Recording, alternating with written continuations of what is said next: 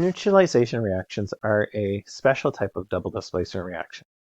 They're a double displacement reaction that occurs between an acid and a base where the cations are swapped, and it results in the formation of a salt and water. Okay. So for example, HCl, or acid, plus NaOH. So my cations, the hydrogen or HCl, is going to switch with the sodium of NaOH, and I'll end up with NaCl plus HOH, or water. Okay. Now, one of the things that we have to be able to do is we have to be able to predict our neutralization reaction results or products. Okay. And so we know that the anion of the acid will combine with the cation of the base, and the proton of the acid will combine with the hydroxide of the base to form water. So if I have an acid, okay, my acid consists of a proton and an anion. I have a base that consists of a cation with a hydroxide. The cation and anion will come together to form my salt, and then I'll get my water. So let's take a look at some examples. Okay, so if we have H2SO4, this is our acid. This can combine with our NaOH base. Okay, we can identify our proton, and more importantly, now we know our anion is our sulfate ion, so SO4 2-. And we have our base. Okay, we know what our cation is. It's a sodium ion. So therefore, my cation is going to combine with my anion, so I get sodium sulfate. And my proton is going to combine with my hydroxide to form my water. So we have our water from the protons with a hydroxide, and then the cation of the base, sodium, will combine with the anion of the acid, the sulfate, so I get sodium sulfate. Remember, we have to do our crisscross to get our correct formula, and then we have to remember to balance our equation. Okay, let's look at a second example. Okay, I have barium hydroxide, so this is a base, and this combines with nitric acid, which is an acid. We recognize the barium hydroxide as a base because of the OH. We recognize the nitric acid as an acid because it starts with a hydrogen. Okay, so we have our acid. So this would be our proton. This would be our anion. We have our base, our cation with our hydroxide. So remember, the hydroxide and the proton are going to form the water. And then the salt is going to be the cation, so the barium, with the anion, the nitrate. So it'll be barium nitrate. So I have our water, do our crisscross to get our barium nitrate formula, and then we have to balance.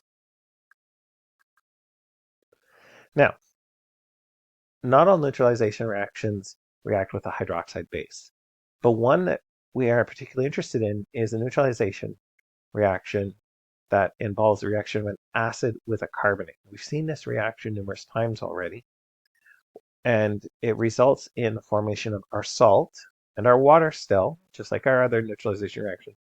But because it had a carbonate that I was reacting with, we also get carbon dioxide. Okay, so for example, if I take HCl, I combine it with sodium carbonate, so I have an acid with a carbonate. This is going to form a salt plus water plus carbon dioxide. Now my salt is still going to be the cation of the carbonate combining with the anion of the acid. So I get NaCl as the salt in this case. Then I get my water, and then the carbonate becomes CO2. So let's take a look at a couple of examples. Okay, so we have our sulfuric acid combining with our magnesium carbonate. So again, I know that I'm going to get a salt plus water plus carbon dioxide. So the only thing that we have to really think about is the formula for the salt. Well, if I say it's the cation of the carbonate with the anion of the acid, so therefore it's going to be the magnesium sulfate. So we have our water for a neutralization reaction. We have our carbon dioxide. And our salt, as we said, will be the magnesium sulfate. Remember to crisscross. Okay, let's take a look at a second example. In this case, we have our perchloric acid with our magnesium carbonate. Again, because this is a reaction of an acid with a carbonate, we're going to get water plus carbon dioxide plus a salt. So again, to determine our salt, it'll be the cation of the carbonate, which is the magnesium ion, combining with the anion of the acid, which is our perchlorate. So we would get a magnesium perchlorate as our salt. So we get our water and our carbon dioxide, and then we get our salt, which will be the magnesium with the chlorate. We have to remember to crisscross, and then remember to go back and balance.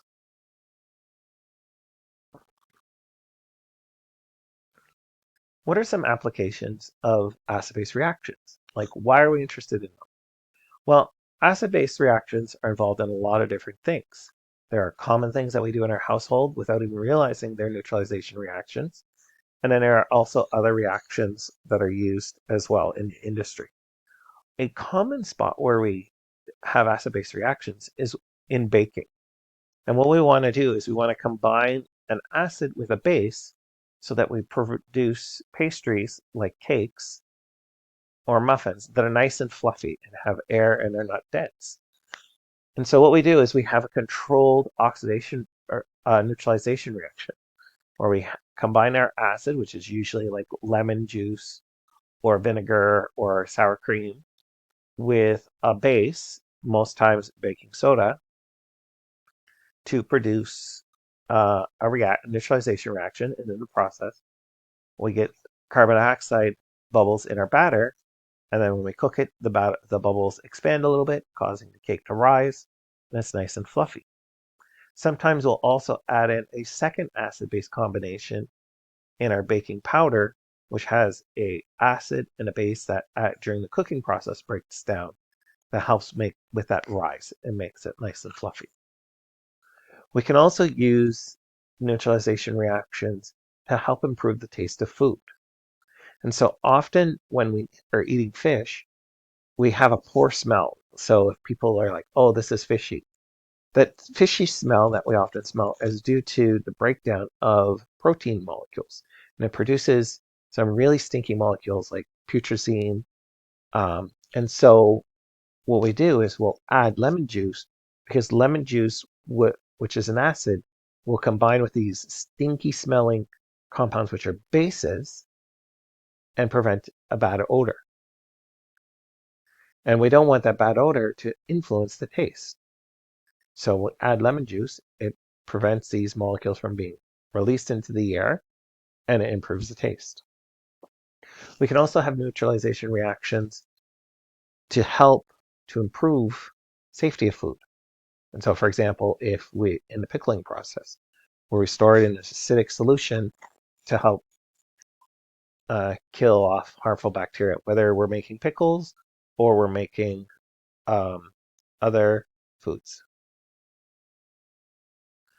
Okay, acid-base reactions can also be involved in terms of both protection from predators, but also the alleviation from the influence of that. So bees and wasps sting to protect the hive from a predator, but then they hurt if we get stung by accident.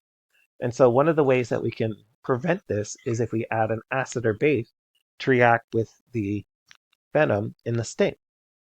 And so if we add, for example, vinegar to a wasp sting, it'll neutralize it so it doesn't hurt as much. Or we can put baking soda over a bee sting.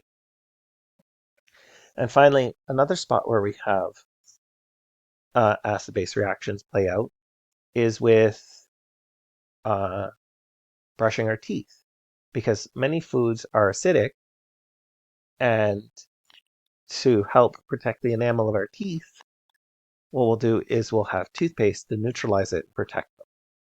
Okay, and then also if we have upset stomachs, it can lead to things like ulcers. So people will take antacids. Well, the stomach produces an acid, produces actually hydrochloric acid, which helps with the digestion of our food. But if we produce too much of it, it can wear down the protective lining and then start to cause a hole to form in our stomach, or it can cause indigestion to rise up into the esophagus. And so by consuming an antacid, it'll neutralize the hydrochloric acid in our stomach and help us to feel better. And people also will use them to in the fashion industry. Some perms involve the use of acids and bases. So what we'll do is we'll change the pH of the hair, and this alters the proteins that make up our hair. And then you can put them around a curler to put in curls, or we can put them in curlers to take away curls. Then you add the opposite, and you return the hair back to its original pH, and the proteins will go back to the original configuration, and it allows us to implement or cause us to have permanent curls or to straighten our hair if we originally had curls.